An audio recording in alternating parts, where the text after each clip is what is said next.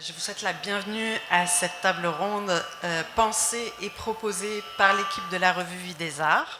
Je tiens particulièrement à remercier ma collègue Fanny Charbonneau pour les réflexions et aussi le joli diaporama que vous allez voir durant la discussion, ainsi que le joli titre trouvé pour cette table ronde.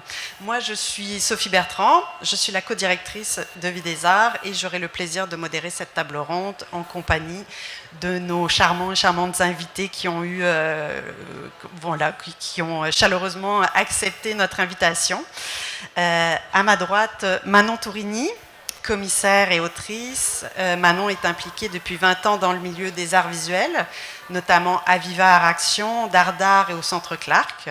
Elle occupe actuellement le poste de directrice générale et artistique du Centre de documentation Artexte, tout en poursuivant des études en création littéraire à l'UQAM. Merci Manon. John Boyle Singfield, artiste visuel, dont le travail a été présenté à la Fondazione Antonio Ratti, à la Galerie du Nouvel-Ontario et au Centre d'art Céline Bureau lors d'une résidence de création littéraire. Merci John. Ji-Yoon Han, commissaire d'exposition et chercheuse indépendante. Elle a été notamment la commissaire invitée de la Biennale Momenta en 2023 et elle a collaboré avec de nombreuses institutions au Québec et à l'international. Elle a également occupé la direction artistique par intérim pour la revue Le Sabor en 2025 et 2026. Et Ji-Yoon Han a été récemment nommée conservatrice au MAC, poste qu'elle occupera bientôt. Merci Ji-Yoon. Avant de rentrer dans le vif de nos discussions et du contenu de la table ronde, je me dois de faire un historique un petit peu de la revue qui célèbre, comme le titre l'indique, ses 70 ans. La revue Vie des Arts a été fondée en 1956 par un groupe de professionnels du milieu artistique québécois à la suite de la disparition de la revue Art et Pensée. Elle est aujourd'hui la plus ancienne revue d'art encore publiée au Canada. Au fil du temps, je me dois aussi de rendre honneur et hommage aux différentes directions qui ont fait de la revue ce qu'elle est aujourd'hui et qui ont marqué son évolution. Je pense à Gérard Morisset, le premier directeur, André Paradis, grande dame qui a largement contribué à l'ouverture de la revue à l'art contemporain, jusqu'à Bernard Lévy qui, pendant plus de 20 ans, plus de 25 ans, a renforcé le contenu avec de nouvelles rubriques critiques. Et plus récemment, Jade Boivin qui a participé à l'enrichissement des contenus en invitant de nouvelles autrices et en élargissant un petit peu le bassin des plumes qui contribuent encore maintenant à la revue. Depuis la fondation de Vie des Arts, une constante demeure.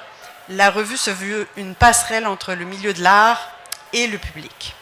Elle offre un espace à une pluralité de voix tout en défendant une liberté éditoriale qui, pour la revue, est essentielle à la pensée critique. Mais une revue, c'est aussi une archive, notamment de 70 ans, une trace située partielle qui documente son époque. L'anniversaire et le récent déménagement des archives de Vie des Arts nous a incité à repenser ce rôle. Celui d'une archive vivante, à la fois outil de recherche, mémoire critique et espace de dialogue entre les acteurs du milieu. Célébrer ces 70 ans, c'est une responsabilité. C'est donc aussi se demander que documente une revue, que rend-elle visible et comment participe-t-elle à construire une mémoire des pratiques artistiques et commissariales. Et pour ce faire, pour réfléchir à tout ceci, nous allons le faire conjointement, comme il se doit. Et avant d'aborder la revue comme la question de l'archive ou du legs patrimonial, on va essayer de situer un petit peu ensemble la critique d'art aujourd'hui et d'interroger le rôle que représente la revue. Alors à cet effet, je vais commencer par une petite question qui me semble somme toute très importante, mais auparavant, voir son travail publié dans une revue pour un artiste ou un commissaire, en tout cas, donnait une valeur ajoutée à son travail, à son rayonnement. Et je vais parler au « on » parce que c'est des questions qu'on se pose beaucoup en équipe.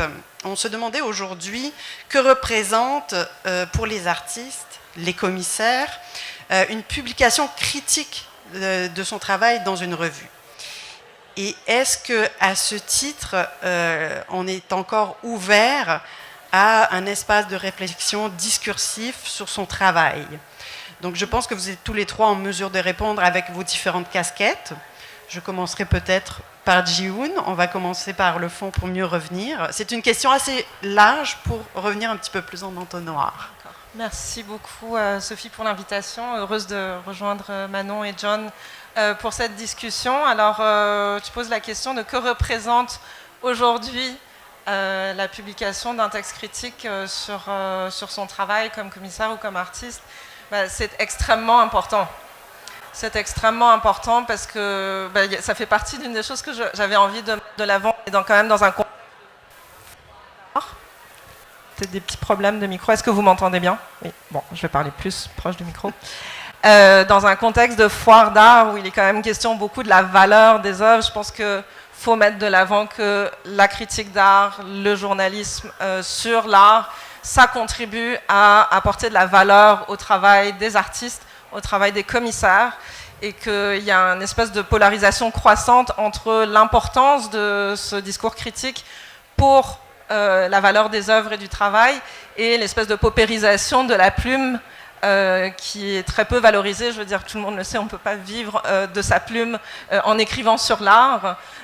Et donc, je voulais quand même peut-être souligner d'abord cette tension qu'il y a par rapport à l'économie en fait, de la critique d'art. Et au-delà de la valeur marchande, évidemment, tous les artistes, tous les commissaires, dans leur demande de subvention, ont besoin de prouver que leur travail a une résonance. C'est très important. Et au-delà de la demande de subvention, savoir que son travail suscite un autre travail, pas juste la réponse, l'acclamation des collègues qui peut avoir lieu au moment d'un vernissage, mais d'avoir quelqu'un qui va prendre le temps de réfléchir à l'expérience de l'exposition, à l'expérience de l'œuvre. C'est un retour qui est extrêmement précieux, donc c'est d'une très grande importance. Ça a encore beaucoup de valeur pour toi. John, je te laisserai...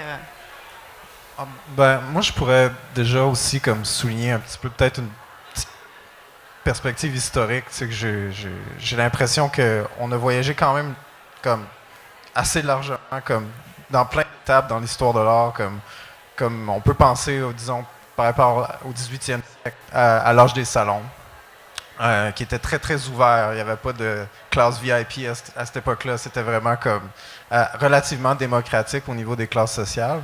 Mais je pense que c'est à peu près vers la fin du 19e siècle que l'espèce de complémentarité artiste-critique a vraiment, à la fin des salons, en fait, qui a vraiment pris son essor. Puis, je crois que après, disons, à partir des années, peut-être au point, au début de la revue de la vie des arts, vers 56-60, il y a vraiment eu une montée comme, de la figure du commissaire, qui était très nouvelle à cette époque-là, du collectionneur, puis du galeriste aussi.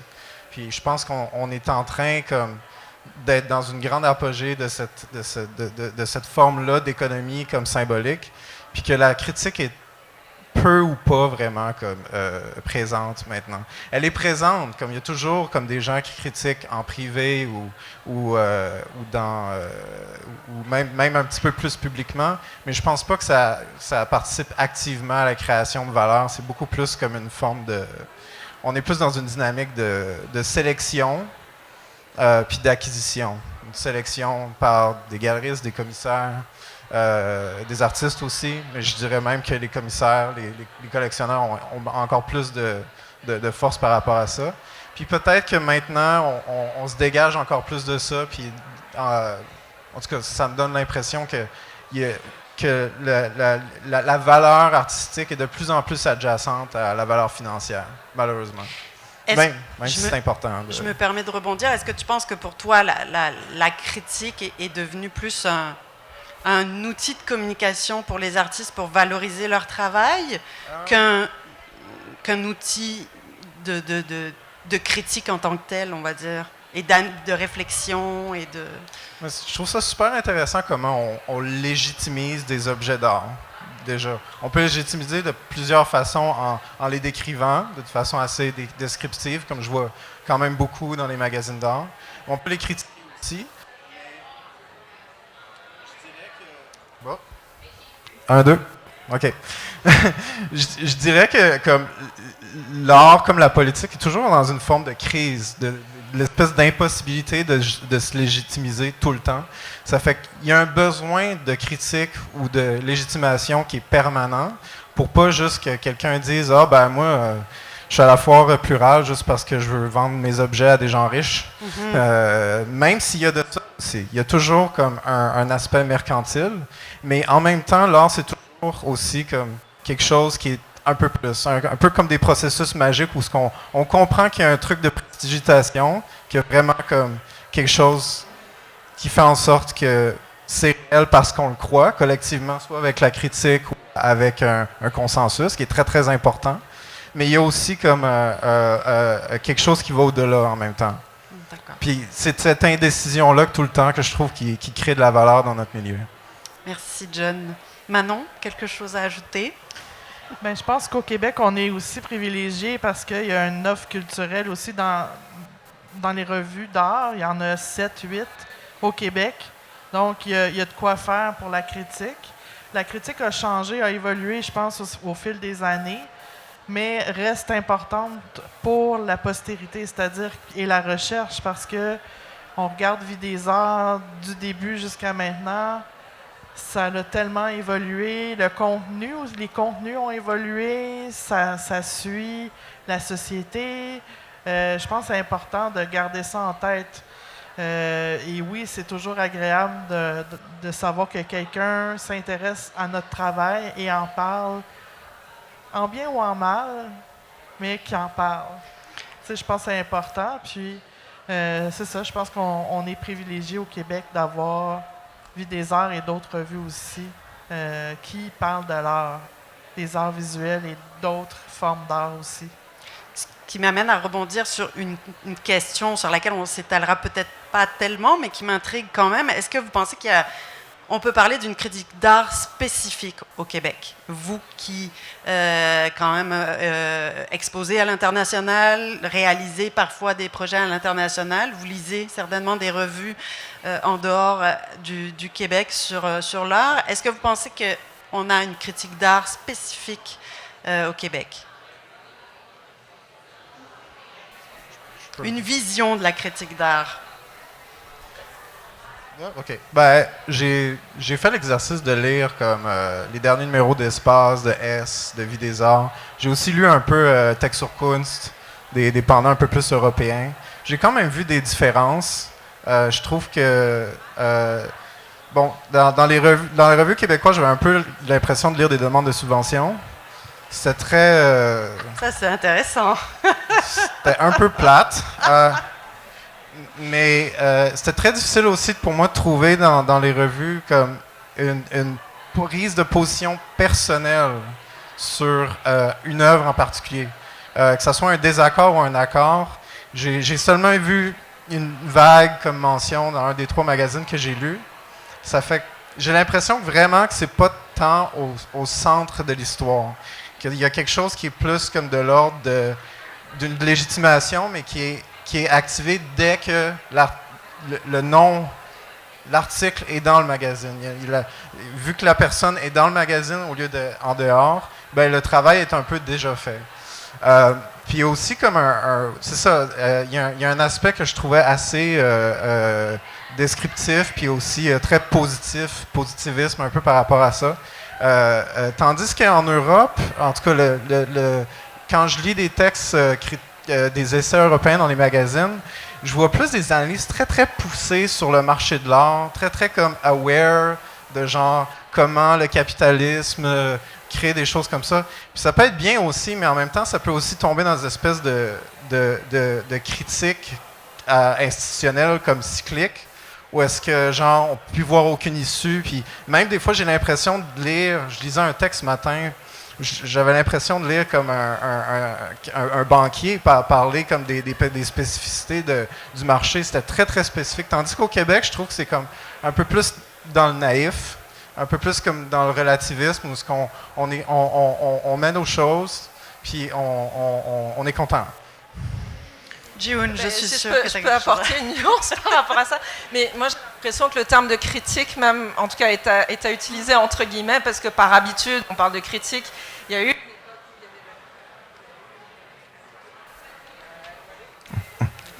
Non, c'est bon, ça revient. Il y a bien eu une époque au Québec comme ailleurs où il y avait de la critique d'art. Et bon, je ne suis pas une historienne de la critique d'art, mais quand je regarde dans les archives des années 80, 90, on a eu des grands critiques d'art dans les journalistes. Marie-Michel Cron, par exemple, qui est parmi nous. Charles Guilbert, évidemment, mais qui est toujours actif comme critique d'art. Je pense à des gens qui ont changé de carrière depuis, hein, mais Stéphane Aquin, Joël Amoureux, Gilles Degnaud, Jocelyne Lepage, Anne Duncan, il y avait beaucoup de journalistes aussi qui tenaient ce rôle-là. On a complètement changé de monde. Et je veux quand même mettre l'accent sur le fait qu'il y a une diminution dramatique du discours, du volume de discours en fait sur les œuvres et sur les arts visuels. Et ça a un impact sur la manière dont on en parle en fait. Parce que oui, en Europe, les gens vont être plus enclins à prendre des positions, à donner leur avis, mais tout ça fonctionne quand il y a une masse critique assez grande pour qu'il y ait des débats qu'on se crêpe le chignon, que le débat pogne.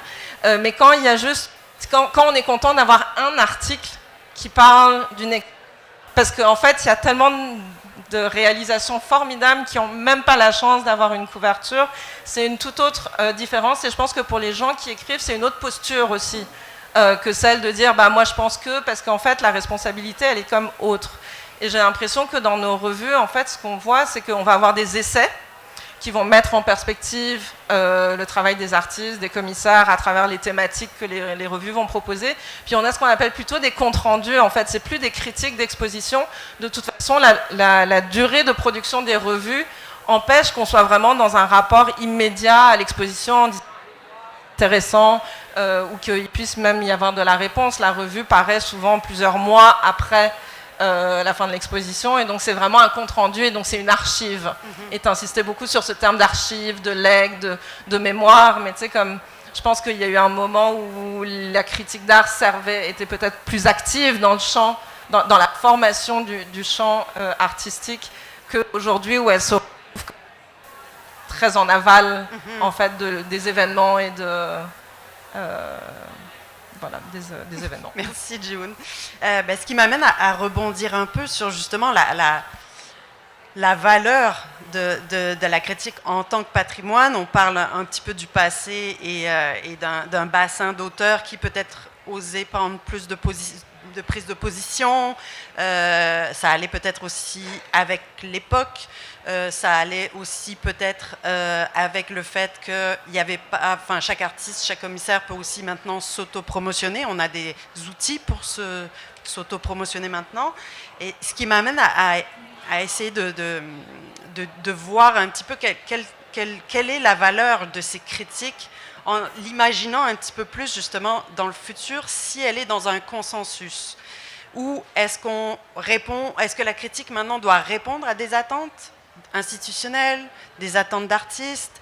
Est-ce qu'on est devenu des commandes pour valoriser des travaux? Ou est-ce qu'on a encore le droit ou l'espace pour, et je parle pas seulement la revue, mais les auteurs aussi, autrices que vous êtes, pour prendre des positions, mais pas forcément des positions acerbes ou des positions réflexives, comme tu disais, pour ouvrir des débats. Je me demandais un petit peu quel pouvait être votre avis sur cette valeur-là, en l'imaginant un petit peu dans le futur. Je ne sais pas si ma question est claire. Ça va? Ben, il y a beaucoup de choses. Oui. Mais je ne sais pas si la critique d'art existe encore comme on pouvait l'imaginer à l'époque. Je pense qu'on est plus dans... Maintenant, on parle de bienveillance, de faire attention aux autres. Donc, si moi, j'ai envie de parler d'une œuvre d'un artiste, j'ai pas envie de critiquer son travail. J'ai envie de l'amener peut-être de proposer un regard sur le travail de l'artiste. J'ai pas envie de faire une critique. Et c'est peut-être ça qu'on voit de plus en plus, c'est ce regard-là que différentes personnes portent sur le travail des artistes. Et c'est ça qui crée une valeur. Après, je pense que la critique d'art était peut-être plus présente dans les revues, pas les revues, mais les journaux, à une certaine époque où il y avait plus de place pour les arts visuels. Dans les journaux, maintenant, il reste le devoir, la presse, plus vraiment. Et encore, tu sais, donc il y a ça aussi, c'est où est-ce qu'on parle d'art, où est-ce qu'on écrit, c'est quoi les canaux. Tu as raison aussi qu'avec les réseaux sociaux, ça donne une autre façon de présenter son travail, de le faire soi-même. Mais les espaces qu'offrent les revues, c'est un espace de réflexion. Des fois, c'est par des thématiques, mais quand on fait une recension d'une exposition où on parle d'un artiste en faisant une entrevue, c'est pas l'espace pour être critique. Et c'est pas nécessairement d'être consensuel, mais c'est de représenter une pratique. Moi, c'est comme ça que je le vois. Merci Manon. Je ne sais pas si... Je semble pas avoir un petit problème avec le micro. Je pense que c'est quand même super important de distinguer le discours promotionnel, la capacité à l'autopromotion aujourd'hui, puis le discours critique. Parce que c'est vrai qu'il y a comme une espèce d'indistinction qui se forme. Pardon, tantôt, je n'ai pas mentionné Marie-Ève Charon, qui est quand même parmi nous et qui a connu aussi cette transition. Je pense que ce serait intéressant de t'entendre, voilà, justement, de voir comment le métier a changé. Puis je pense que les postures ont dû changer avec le temps. S'adapter, oui. S'adapter, tout à fait. Pardon, j'ai comme perdu mon... Il y a une responsabilité, en fait, je trouve aujourd'hui, de notre part, de notre milieu. C'est vrai que notre place dans les médias généralistes est réduite à portions congrues, tout ça, mais on n'est pas seulement victime d'une décision sociétale. Je pense qu'on peut aussi prendre notre bout du bâton et dire, regardez, comme créer des nouveaux espaces. Je pense que la critique d'art, peut-être, il faut qu'elle existe sur les réseaux sociaux. Puis je veux dire, je suis très mal placée pour en parler parce que je suis sur aucun réseau social, donc voilà. Mais dans cette réactivité, et peut-être c'est comme ça qu'on peut pluraliser les perspectives, les commentaires, et donc avoir quelque chose de l'ordre de la quantité, de la masse critique qui fait qu'il y a un débat vivant. Mais on a aussi la responsabilité comme membre de revue ou membre de l'écosystème, comme artiste, comme commissaire, d'amener des conversations d'ordre sociétal, j'ai envie de dire. J'ai un peu l'impression qu'on s'est un petit peu enfermé dans nos tours d'ivoire à force de théorisation, puis de lire de la théorie critique, etc. Mais il y a aussi d'autres façons de parler d'art. Je veux dire, on n'est pas obligé d'avoir fait comme des études à l'université pour comprendre le langage de l'art. Et donc ça, c'est aussi notre responsabilité de multiplier ces types d'écriture, de paroles, par rapport pour intéresser aussi et convaincre de la pertinence des arts visuels, ce dont on est convaincu, je pense, si on est réunis ici aujourd'hui. Mais tu sais, comme il n'y a pas juste la société. Oui, et surtout notre lectorat aussi, qui est parfois, et on l'espère, en dehors aussi des arts, tout simplement. Donc, élargir un petit peu plus les écritures et les mettre en contexte sociétal, comme tu disais, ça peut aussi élargir notre lectorat et notre public. D'ailleurs, je ne sais pas si on peut te poser une question, mais est-ce que le lectorat de Vie des Arts, par exemple, se manifeste? Est-ce qu'il y a des feedbacks, des commentaires? Moi, je suis curieuse de savoir. Il y en a. Il y en a. Mais en fait, on a 70 ans, donc je pense que c'est intéressant de dire que forcément, avec des différentes directions éditoriales, différents contenus, il y a des lecteurs qui n'ont pas suivi toutes les transitions, des nouveaux lecteurs et lectrices qui sont arrivés, donc c'est un roulement sans cesse. En toute honnêteté, on prévoit de refaire parce que c'est grâce au sondage aussi qu'on peut savoir. Mais nous, ce qui nous intéresse, surtout en fêtant les 70 ans, c'est d'aller rejoindre une espèce de lectorat multigénérationnel. Et ça, c'est un vrai défi. Parce que forcément, on a des personnes, je veux dire, qui ont un certain âge et donc qui ont été intéressées par une certaine forme de Vie des Arts, des certains contenus. Donc oui, pour répondre rapidement à ta question, on reçoit des retours qui parfois nous font du bien, parfois font un peu plus de mal, mais qu'on considère aussi, qu'on essaie de réfléchir pourquoi, comment. Et c'est pour ça aussi cette table ronde. C'est un peu pour prendre le pouls de ce qu'il faudrait que Vie des Arts soit pour essayer, parce que la mission, je pense, initiale de Vie des Arts, et qui est toujours la même, c'est que c'est quand même la revue qui est un petit peu la plus vulgarisée, on va dire, qui a essayé vraiment tout au long de son histoire de rejoindre un public assez large, et c'est de maintenir ça. Et je pense que toutes les directions, à leur manière, ont essayé, mais ont perdu des lecteurs et en ont gagné. Donc ça, c'est à suivre, mais ça nous préoccupe en tout cas d'essayer d'en rejoindre le plus possible. Mais justement, on va venir à une autre dimension, un peu plus sur les choix éditoriaux, justement pour rejoindre une espèce de plus large public, un public multigénérationnel, vraiment le plus varié possible. Étant donné qu'une revue reflète son époque, c'est quand même difficile de rejoindre tout le monde, parce que tout le monde ne vit pas son époque de la même manière. Mais du coup, comment, selon vous, en tout cas, quels critères devraient guider aujourd'hui les choix éditoriaux d'une revue d'art? Ça, c'est très vague, mais en même temps, tout en reflétant son époque, en regardant... On prend exemple sur Vie des Arts, qui doit toujours quand même regarder aussi ce qui a été fait, et ne rien dénigrer, prendre les bons coups, les mauvais coups, mais aussi penser à l'avenir. Donc on est comme sur une trajectoire et être dans le présent. Donc comment jongler avec ce patrimoine tout en reflétant l'époque d'aujourd'hui, les arts d'aujourd'hui, l'histoire de l'art en évolution, les écritures aussi qui changent, les modes d'écriture, les formes d'écriture, les contenus, les publics. Donc, par exemple, vous, en tant que lecteur, lectrice ou commissaire ou artiste, quels seraient selon vous les critères qu'une revue d'art devrait inclure, en tout cas dans ses choix éditoriaux? Je suis prête à le prendre. Vas-y, John. D'abord, je veux juste rebondir sur ce que tu as dit. Je pense que c'est vraiment important de ne pas perdre de vue qu'on peut prendre des choix. C'est pas parce que on a soudainement Instagram que tout est fragmenté et qu'on ne peut plus rien mettre ensemble. Il y a des choix comme tu poses la question, qui sont à prendre puis qu'on peut prendre collectivement. Puis ce n'est pas parce que il y a une nouvelle technologie qui arrive ou qu'on est dans un espèce de moment fragmenté postmoderne qu'on ne peut pas prendre le pouls du passé, des archives, en regardant à partir du présent.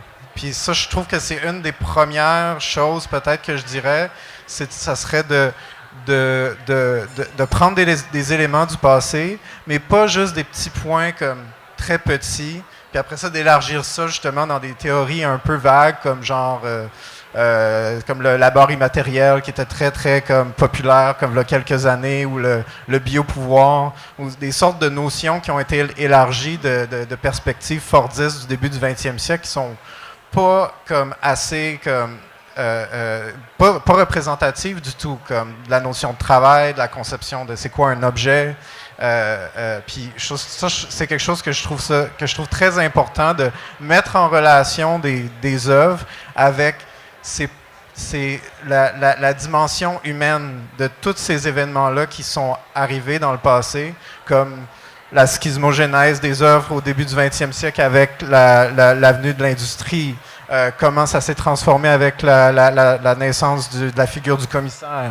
Puis comment on peut prendre des prises de position personnelles sur les œuvres sans trop gêner, puis vraiment comme collectivement prendre le choix de dire des choses là, très lucidement, au lieu d'avoir des espèces de discours très, très généraux, un peu comme dans des formes de légitimation un peu polies, de vraiment avoir une présence historique, mais élargie.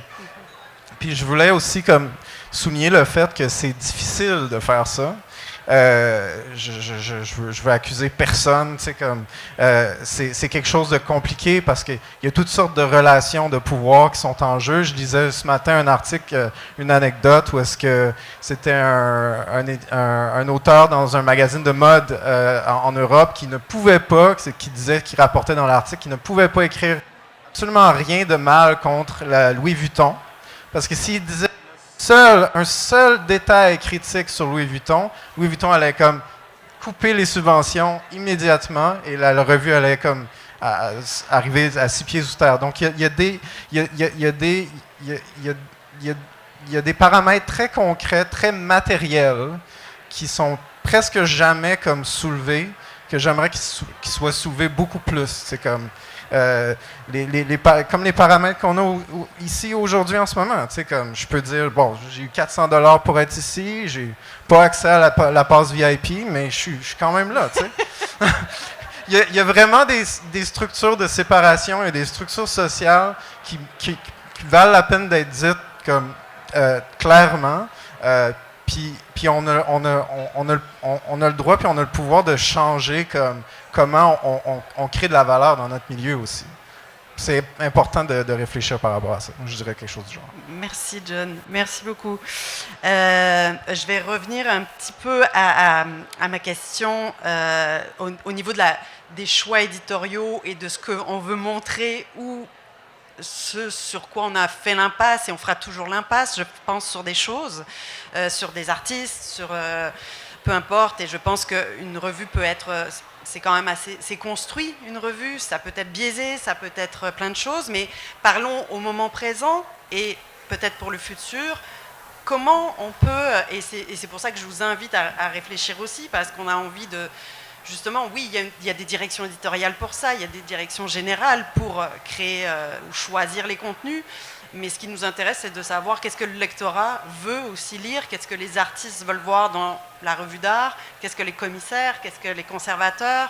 On ne dit pas qu'on va suivre à la lettre tout, on a quand même une direction à respecter, mais comment voir les prochains choix éditoriaux pour le patrimoine, en tout cas, que représente Vie des Arts. Si vous aviez même une critique à faire, positive ou négative, hein, sur son passé et sur son avenir, en tout cas, ou son présent.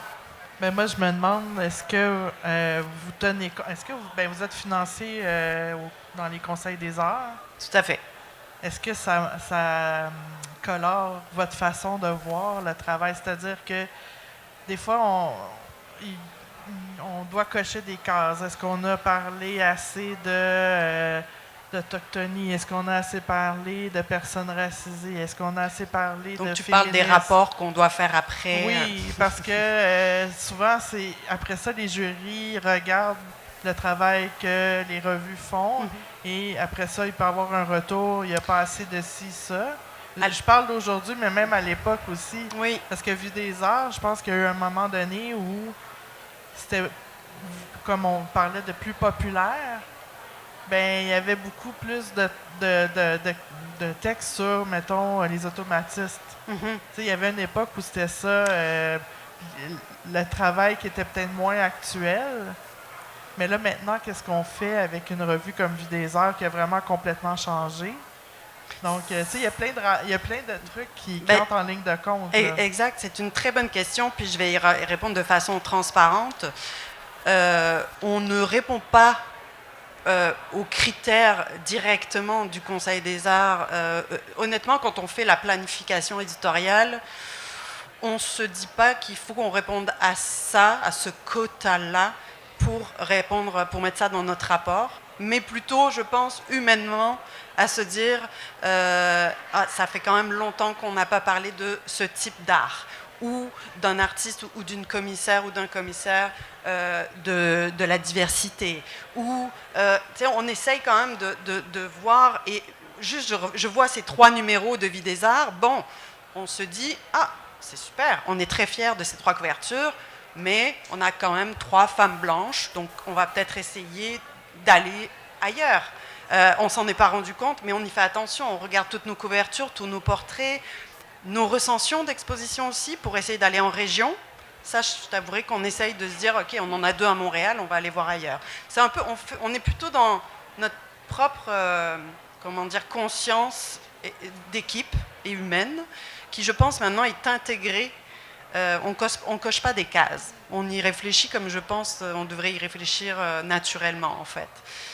Mais c'est vrai que ça a un impact sur les contenus et on essaie effectivement de se dire, de voir nos centres d'intérêt, mais d'aller là où les dernières années on n'a peut-être pas été. et de surprendre aussi, parce que là, on parle entre nous, comme vous disiez tout à l'heure, on est dans un écosystème, mais nous, en dehors de cette salle, on a un lectorat. Puis c'est à lui aussi qu'on veut apporter des choses, soit qu'il ou qu'elle ne connaissent pas, soit qu'il ou qu'elle a envie de lire. Donc, on essaye de prendre un petit peu de tout ça.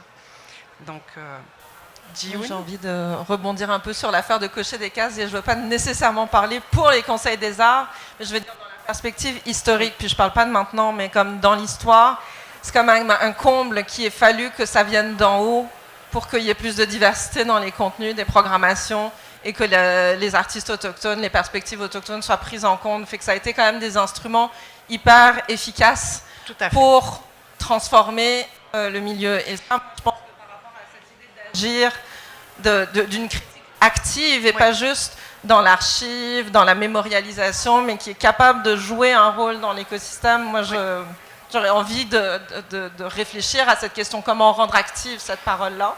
Ça, c'est une chose. Puis, je veux juste rassurer, je ne suis pas du tout contre les revues. Je ne propose pas qu'on passe toutes sur Instagram. C'était un peu une provocation. Non. Tantôt, le travail de publication. Oui. Pardon, je suis désolée, il y a comme vraiment des problèmes de micro. J'essaye de ne pas trop bouger.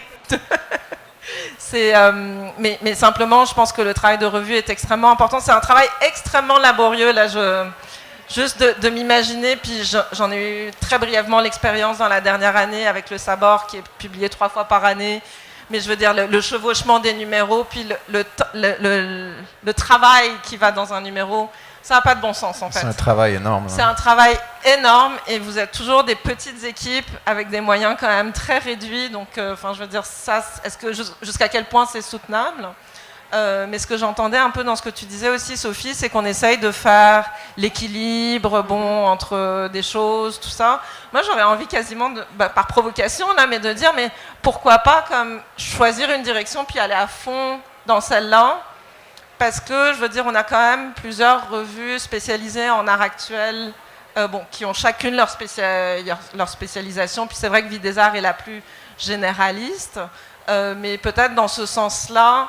Moi, je reste, et j'ai été membre du comité de rédaction de Vie des Arts avec d'autres collègues comme Charles Gilbert qui est dans la salle ici. Puis à un moment donné, on s'est posé la question, est-ce qu'on pourrait amener ce sujet de société plus comme des enjeux comme du milieu institutionnel, etc. Et je ne sais pas quelle a été l'expérience pour l'équipe de Vie des Arts en fait, de le faire, parce que nous, on lançait des idées comme ça, puis après, vous partiez avec et vous subissiez les conséquences. Mais d'avoir des sujets qui sont peut-être plus en prise avec la réalité matérielle. John, tu mentionnais la question de la lecture sociale, de classe même qu'il y a dans le milieu des arts, mais ça, c'est des choses dont on ne parle pas assez. On peut continuer comme ça, les sujets qui nous préoccupent, mais qui ne sont jamais sur la place publique, en fait. Et qu'est-ce qui nous empêche de les mettre sur la place publique ? Ça va changer, Ji-Woon. Bon, très bien. Non, mais moi je viens du milieu journalistique, donc forcément j'aime mettre en contexte l'art dans la société, et donc plus des sujets un petit peu plus ouverts aussi sur des choses qu'on ne dit pas, ou ça va venir. Mais merci beaucoup en tout cas pour ces retours, puis c'est très pertinent, et je pense que oui, ça plaira aussi à un lectorat d'élargir un petit peu plus les contenus en ouvrant un petit peu les œillères, mettons, je pense.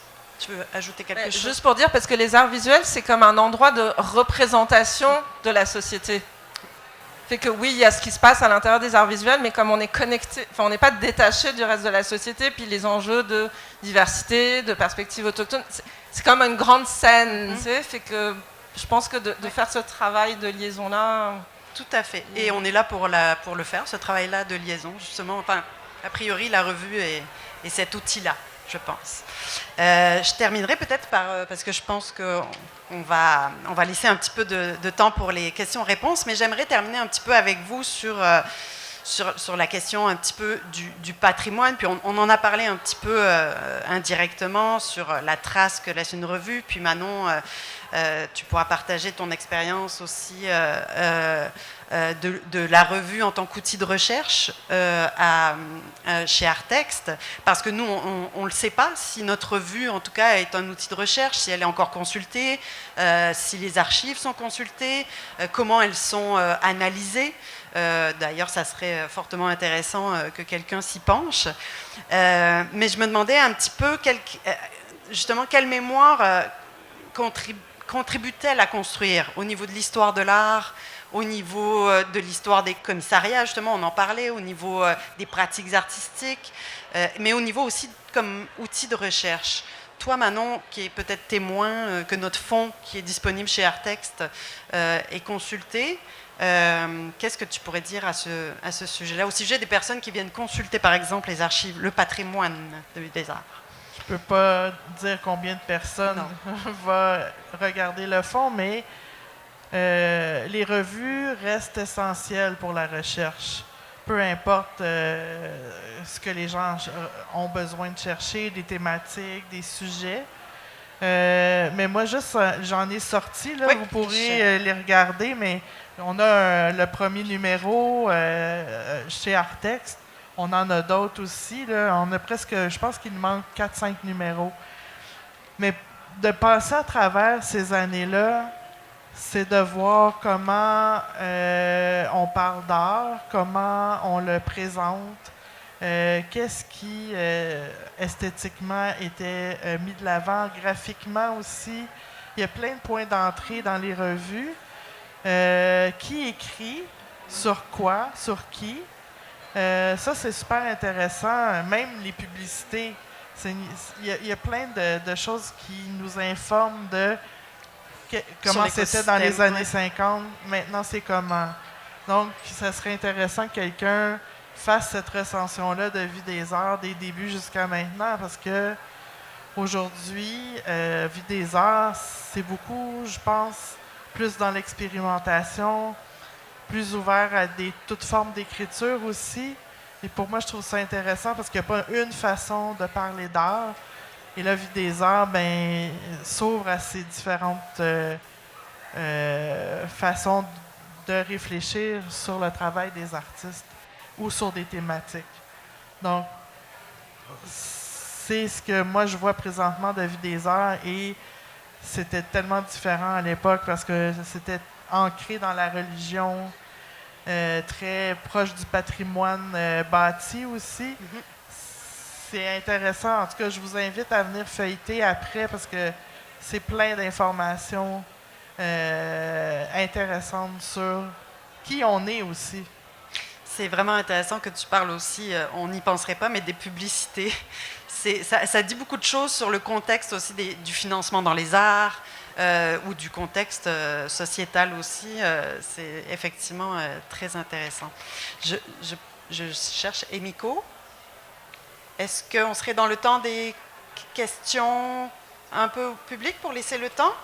Alors, on va avoir un petit temps. Vous vouliez ajouter peut-être une dernière chose? Peut-être juste un exemple que je peux partager d'une recherche qui est en cours. Enfin, je suis engagée dans un projet avec Barbara Steinman pour faire une monographie de ces installations in situ des années 80-90. Toute cette recherche a commencé à Artexte par la découverte de toutes les coupures de journaux et de la profusion de discours critiques qu'il y a eu à l'époque sur des œuvres très fortes, très marquantes, qui méritaient absolument d'être remarquées, mais quand on voit le nombre de recensions ou de descriptions et de commentaires qu'il pouvait y avoir sur une œuvre dans une exposition, on se dit mais c'est le monde, pourquoi il a changé comme ça? Okay.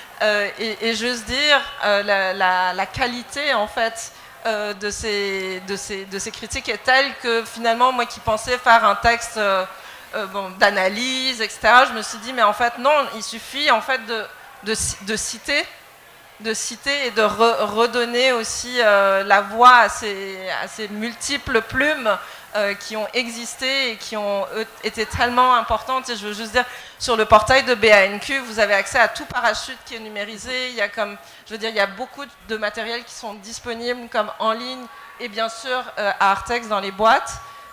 Et c'est des trésors en fait que de les feuilleter, de les parcourir. Donc j'encourage vivement tout le monde à passer du temps avec ce patrimoine. Tout à fait. Et on vous invite même à nos bureaux si vous voulez regarder les 280 numéros de Vue des Arts. Merci Jihun pour ce partage d'expérience. Donc on va ouvrir une période de questions à nos trois invités. Si vous voulez m'en poser, je suis là également, mais vous pouvez me retrouver à la table en bas. Donc je vous invite à profiter de leur présence, de leur expertise pour leur poser directement des questions. Donc, Allô. Bonjour. Allô.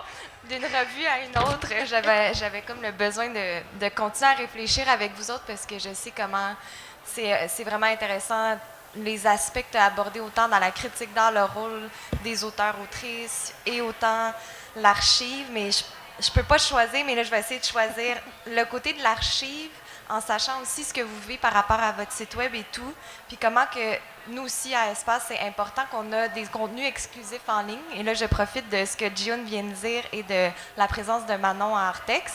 Comment aussi, si on parle d'Instagram aussi, de toutes ces formes-là un peu plus éphémères et alignées à l'actualité, on peut continuer à réfléchir sur le multiplateforme que nos revues sont tentées à prendre dans les dernières années.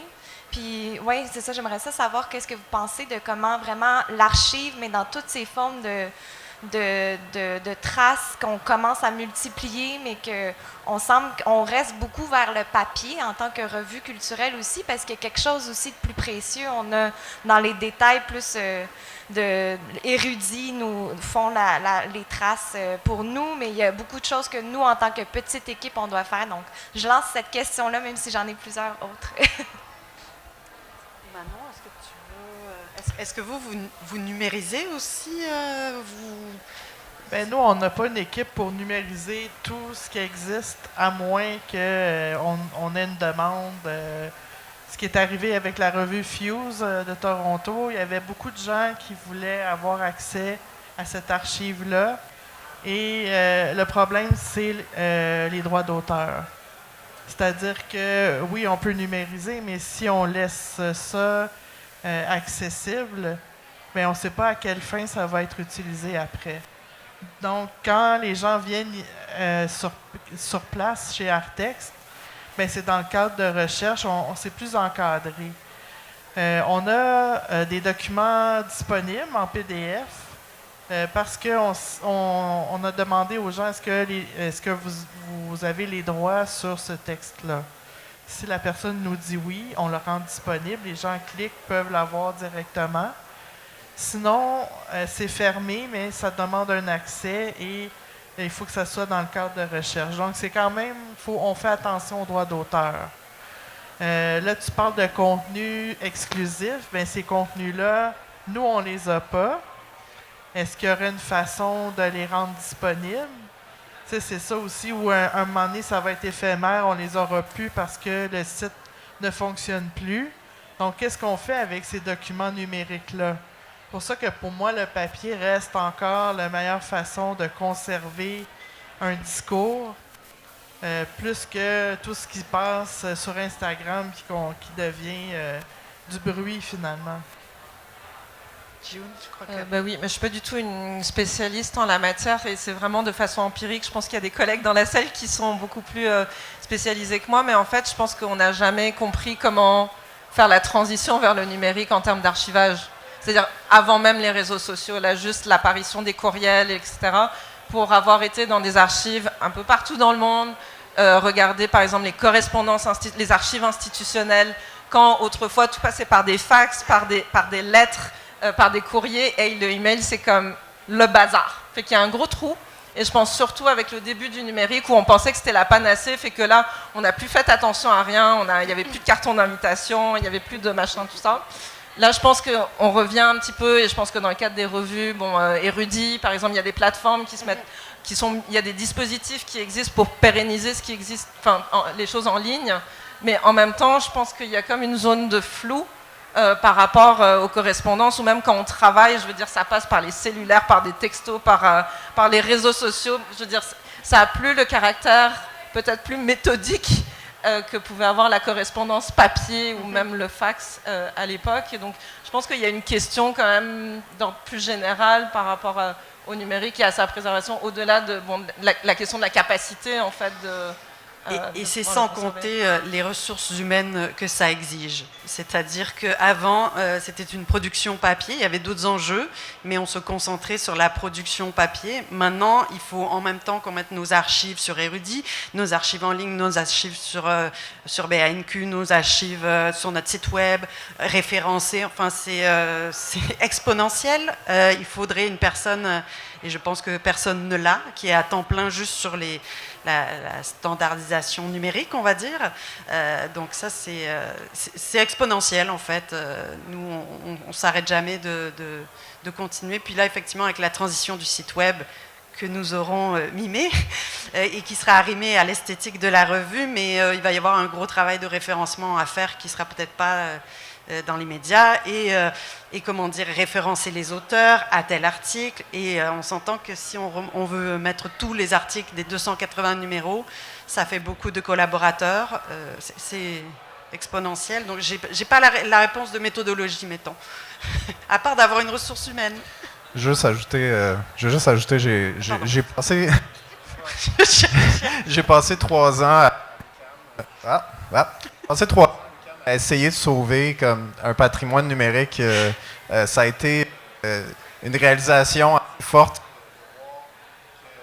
Les politiques de conservation des contenus numériques sont pas mis de l'avant parce que, bon, il y a un montant d'argent subventionnel, il y a un projet un peu flashy qui est fait, puis après ça, il n'y a pas de politique universitaire qui est mis en place pour pérenniser ces contenus-là digitaux qui vont devenir des boîtes noires, en fait, depuis le début des années 2000 jusqu'à, mettons, la fin des années 20. Ça va probablement, pour les archivistes d'une centaine d'années, être comme une espèce de zone complètement noire, complètement obscure.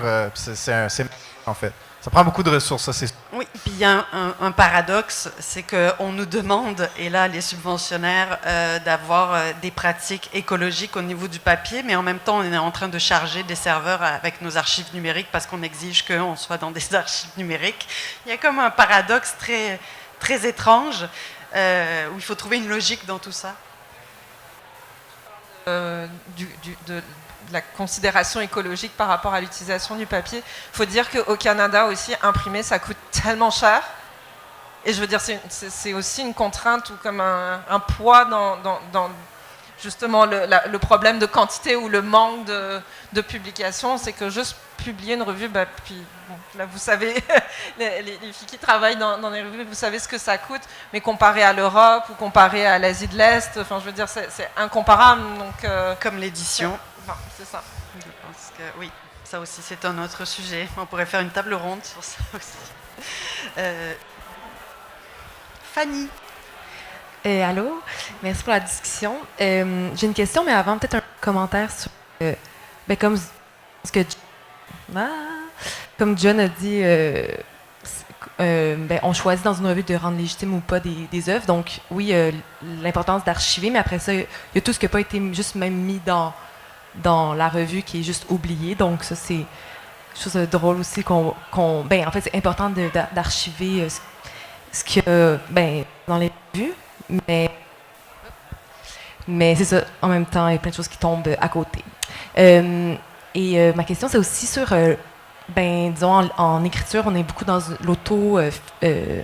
pas l'auto-promotion, mais dans l'auto-fiction ou même dans l'auto-théorie, comme courant littéraire. Mais en critique d'art, j'ai l'impression qu'on est plus dans l'idée d'être extérieur au jeu pour écrire à propos d'une pratique artistique, mais alors qu'on a quand même beaucoup de propositions avec des arts qui partent d'un point de vue subjectif. Puis on dirait qu'on est toujours un peu... c'est quoi le mot? Tiraillé, merci, entre l'idée de comme que ça peut être une parole qui est importante sur l'art, puis en même temps que ça c'est un peu trop autopromotionnel. Donc, d'un point de vue de forme, est-ce que vous diriez qu'il y a un nouvel ère de la critique qui peut passer par quelque chose de plus incarné, puis qui répond plus finalement aux normes de l'époque? Ben, je trouve ta question intéressante parce que en commençant un certificat en création littéraire, j'ai lu le livre de Benoît Jaudoin, Pourquoi je n'écris pas. Et ce que je trouvais intéressant, c'est justement de trouver mon je. Qu'est-ce que moi je pense? Et de le dire au je quand je parle d'une œuvre d'art. Et je l'ai réalisé récemment parce qu'à chaque fois que j'ai écrit des textes dans différentes revues, c'était vraiment une analyse, mais sans m'impliquer. C'est-à-dire que qu'est-ce que je vois? Qu'est-ce que je relève de ces œuvres-là? Et j'ai plus envie de travailler comme ça. Donc, j'ai plus le goût pas pour me mettre de l'avant, mais de donner mon opinion. Donc, et je pense que maintenant, il y a peut-être plus de place. Je ne sais pas il faudrait que je relise des articles du passé. Est-ce que le jeu était présent? Je ne sais pas, mais moi, il n'était pas présent. Puis je pense que je ne suis pas la seule dans ce cas-là. Ben, je pense qu'il y a une question vraiment importante à se poser entre comme quelque chose qui peut ressembler à de l'autopromotion, qui est très très présent aussi, puis qui a peut-être supplanté comme, en un sens comme le modèle qui a grandi depuis les années 60 avec le commissariat, tout ça, où ce que les gens comme sont beaucoup sur Instagram, où il y a beaucoup il y a beaucoup de travail aussi, énormément de travail aux artistes pour comme faire leur site web, des choses comme ça. Mais je trouve que quand même il y a vraiment une différence entre ça, puis comme vraiment comme avoir une position un petit peu plus sensible, un peu plus comme genre de parler au jeu aussi, comme t'as Chris Marker qui disait dans Sans Soleil comme parler au jeu, c'est dans un sens une forme d'humilité parce que c'est tout ce que j'ai à donner. C'est moi. Puis il y a vraiment comme quelque chose qui peut comme sortir de ça de bien, je crois, si on va vraiment comme dans des prises de position personnelles, puis des formes d'expression qui sont peut-être aussi qui pointent aussi avec des choses qui sont moins individualisantes, tout en comme parlant de sa propre personne, parce qu'on est un corps, on a des, comme je disais tantôt, on a des contraintes matérielles. J'ai comme dans mon passé d'artiste comme passé beaucoup de temps à étudier comme l'art conceptuel, les choses comme ça, puis j'ai remarqué que certaines pratiques étaient très très détachées comme de la subjectivité de l'artiste, puis que je trouvais, ce qui peut être correct, mais quand j'ai découvert des pratiques comme Lee Lozano, comme surtout des femmes d'ailleurs, qui vraiment comme prenaient en compte leur propre subjectivité, c'est quelque chose qui donne beaucoup de relief. Puis je trouve que c'est au contraire que ça va à l'encontre d'une espèce de marchandisation de soi-même. Il y a toutes sortes de paradoxes. Hein. Quand tu t'effaces, tu peux aussi être très très égocentré. Merci, John. Jiyun? Peut-être juste un commentaire en contrepoint en fait à ce que mes collègues ont dit. Indépendamment de choix d'écrire au jeu, où on peut prendre toutes les décisions stylistiques, peut-être aussi quand on écrit, et quelle que soit la posture, comme commissaire ou comme critique, on pense quand même à qui on s'adresse. Et donc cette question du public, qui est toujours peut-être un peu fantasmatique, hein, parce que est-ce qu'on sait vraiment à qui on s'adresse quand on écrit, mais sans laquelle on n'a pas de guide, ou il n'y a pas de communication. Je pense que c'est hyper important aussi à prendre en compte, même si ça ne peut pas être incarné dans la personne physique immédiatement, mais parfois ça l'est. Il y a des gens qui travaillent beaucoup la forme épistolaire, par exemple, ou dont les textes vont vraiment être dans une adresse plus directe, mais je pense que cette dimension d'adresse en fait, des textes sur l'art, elle est extrêmement importante. Oui, tout à fait. C'est une conversation aussi qui pourrait être beaucoup plus longue, mais ce n'est qu'un début.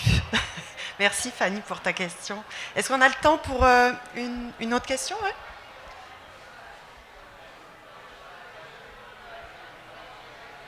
Bon.